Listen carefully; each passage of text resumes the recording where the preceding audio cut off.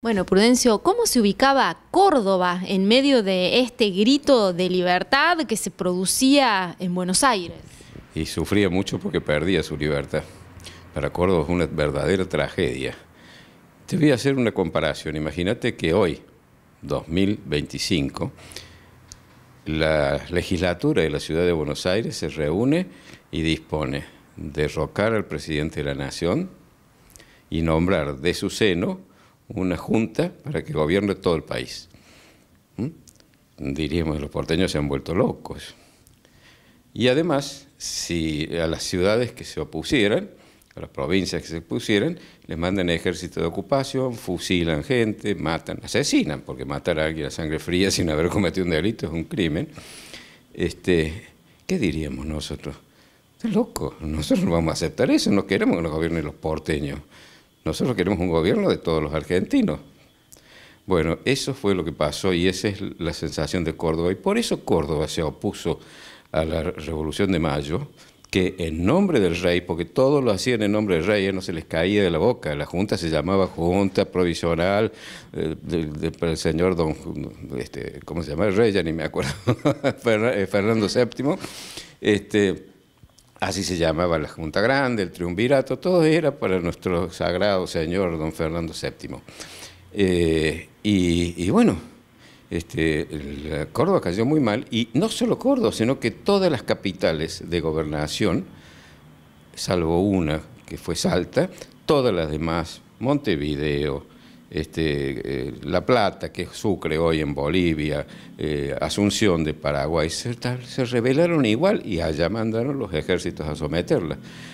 La diferencia es que como ellas estaban en la periferia del virreinato, se separaron simplemente. Rechazaron los ejércitos y se separaron. Nosotros no pudimos hacerlo. O sea, ¿Córdoba no quería depender de Buenos Aires o en realidad no quería independizarse de España por algún tipo de conveniencia? La palabra independencia no se mencionó hasta 1816, cuando a 1000 y pico de kilómetros de Buenos Aires, ya las cosas habían cambiado un poco, con una representación equitativa de todas las provincias, se declaró la independencia. Pero la independencia jamás hablaron, no hacían más que invocar a Fernando VII. Mira, yo lo he escrito en un libro, este libro que se llama Luces y Sombras de Mayo. Es muy difícil sintetizar en una charla como esta, un libro de 200 y pico de páginas. Pero en este libro cuento cómo reproduzco incluso palabras de ellos mismos. Por ejemplo, cuando Belgrano va a invadir Paraguay, les dice, las armas de Fernando VII no se rinden en nuestras manos, estaba perdiendo en la batalla de Tacuarí, venimos a levantar el estandarte de nuestro amado monarca.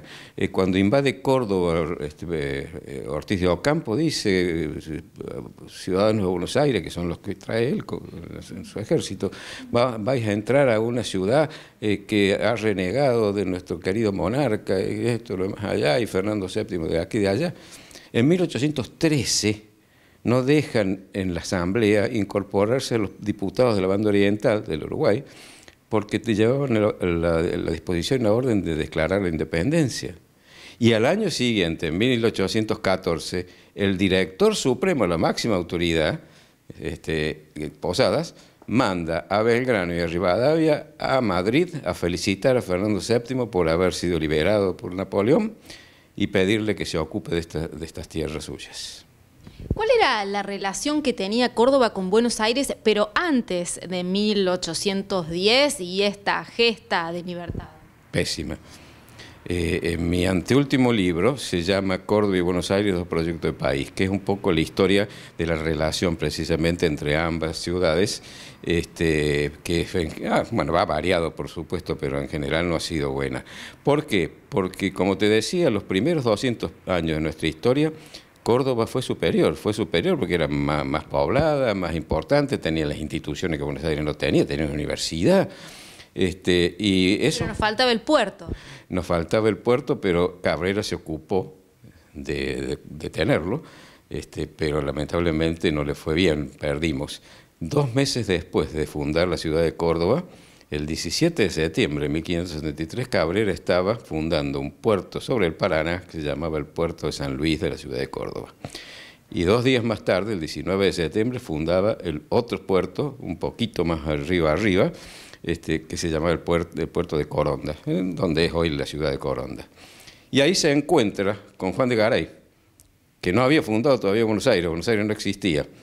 Y ahí le dice, bueno, estaba rodeado por un grupo de indios que desde la costa lo tenían bastante cercado Garay. Entonces, cuando llega Cabrera con su pequeño ejército, porque era un puñado de hombres, los indios se van. Bueno, agradecen, todos muy contentos de encontrarse, y Cabrera le dice, ¿qué está haciendo usted acá? Si yo estoy fundando esto, es del Tucumán, la gobernación donde estaba Córdoba se llama Gobernación del Tucumán. Y ahí vino el primer desencuentro de las ciudades.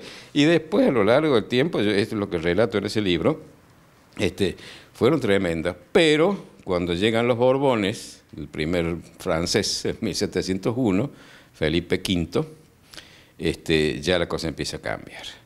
Y en el siglo XVIII ya el cambio es muy grande, porque Carlos III expulsa a los jesuitas. Córdoba era la capital de la provincia jesuítica del Paraguay, y eso la hacía muy importante, que abarcaba todo el Cono Sur, y poco después crea el Virreinato del Río de la Plata, y ¿a dónde pone la capital? En el puerto. Un error garrafal. Vos no podés poner, sobre todo en un territorio grande, no puedes poner el poder político, concentrarlo donde está concentrado el poder económico. Los puertos no deben ser capitales. Son muy pocos los países que tienen la capital en un puerto. Y los pocos que lo tienen están rodeados de puertos, están llenos de puertos. Entonces no es tan importante. Fíjate vos, España misma. ¿Cuál es la capital de España? Madrid. Está en el punto más distante, en el centro mismo, en el punto más distante del mar. Y tiene puerto, pero a rolete. ¿Quiénes lideraron esta contrarrevolución en Córdoba? Bueno, los cordobeses en general, pero los que quisieron oponerse cuando se enteran de que les mandan un ejército, toman los recaudos para defenderse. Pero no era imposible, porque desde las invasiones inglesas, a las que Córdoba había contribuido con muchas tropas, Buenos Aires tenía un ejército regular, tenía regimientos ya importantes, profesionales, bien armados. Córdoba en ese aspecto no era poderosa. Córdoba era una ciudad intelectual, una ciudad su fuerza era lo cultural. Y su ejército, por llamarlo así, eran las milicias urbanas, es decir, los ciudadanos en armas, que se preparaban para defenderlo. Liniers, que era militar y un hombre muy preparado y que había salvado a Buenos Aires, la había liberado de las invasiones inglesas, fue el que se puso a la cabeza, es decir, todo. El segundo era el coronel Santiago de Allende, que era el jefe de las milicias cordobesas, y bueno, todas las milicias, los milicianos, los vecinos de Córdoba. Pero era imposible. Cuando vieron que venían 1.500 hombres armados y preparados, decidieron irse al norte y buscar en el Perú apoyo. Y bueno, fueron a buscarlos, los encontraron, y cuando los toman presos, llegó la orden, digamos, un decreto de la Junta diciendo que en nombre de los sagrados derechos del rey, los fusilaran, los acabucearan, dice en realidad, en el lugar donde los encuentran. Y ahí se comete el brutal crimen de Liniers y de ellos, ¿no es cierto? ¿Qué rol jugó en este momento Deán Funes? El Deán Funes fue el único cordobés que apoyó la revolución desde el primer momento, pero fue un hombre que nunca abandonó a Córdoba, siempre defendió a Córdoba, porque después, cuando ya Córdoba dominada elige su representante para hacer la Junta Grande, que fue una farsa, porque Buenos Aires tenía 9 representantes y las demás provincias tenían 1 cada uno. Y no los dejaron ingresar, lo metieron preso al Deán Funes, etc. Ahí defendió muy fuerte. Defendió lo que habían defendido algunos porteños en mayo de 1810, que era que Buenos Aires no tenía ningún derecho a decidir por todas las provincias, por todas las ciudades. Lo que se invocó para formar una junta era lo que se había hecho en España, que ante la ausencia del rey se aplicaba lo que se llamaba el principio del padre Suárez, que era que el pueblo volvía la potestad al pueblo y el pueblo la depositaba en alguien hasta que el rey volviera, hasta que se tuvieran de nuevo. Y está bien, era correcto, pero ¿qué diferencia hubo? Que en España ninguna ciudad pretendió gobernar toda la península. Al contrario, gobernaba solo su ciudad y se juntaron todas e hicieron la Junta General del Reino. Acá no, acá los porteños dijeron mandamos nosotros. Y bueno, no nos gustó nunca a los cordobeses ni nos gusta ahora que nos manden de afuera. En Córdoba ya se había hablado de independencia, pero se había hablado con propuestas que no pasaron de eso. Los cordobeses no hemos sido menos independentistas que los porteños ni que de ningún otro, sino que simplemente acá no se hablaba de independencia, la palabra independencia no estuvo presente. Y si alguna vez aparece, está referida a la independencia de España con respecto a Napoleón, no a independizarnos. Y las manifestaciones eran, jamás vamos a dejar de amar a nuestro monarca y de reconocerlo, permanentemente lo sacaban en la Gaceta, Moreno, Belgrano, todos ellos. Sinceramente o no, no lo sé, pero no hubo una propuesta de independizarnos hasta 1816. ¿Había fuerte diferencia de clases sociales en Córdoba como en Buenos Aires? Digamos, los caballeros, los vecinos, ¿eran más numerosos en Córdoba que en Buenos Aires? En 1810 estaba más poblada Buenos Aires, y sí, era una sociedad clasista, estamos hablando de 1810, en todo el mundo occidental era clasista. Lamentablemente sí, había esclavos, había todavía nobleza, es decir, nobleza titulada o nobleza de sangre, pero había privilegios, sí, estábamos hablando de hace 200 y pico de años, no era como ahora que somos todos iguales ante la ley, al menos en teoría, aunque algunos son menos iguales. Claro, pero en Córdoba estaba más marcada esta diferencia de clases que en Buenos Aires en aquel momento. No creo, no he visto ningún elemento que me permite decir eso. Lo que sí había en Córdoba es que era mucho más criolla Córdoba.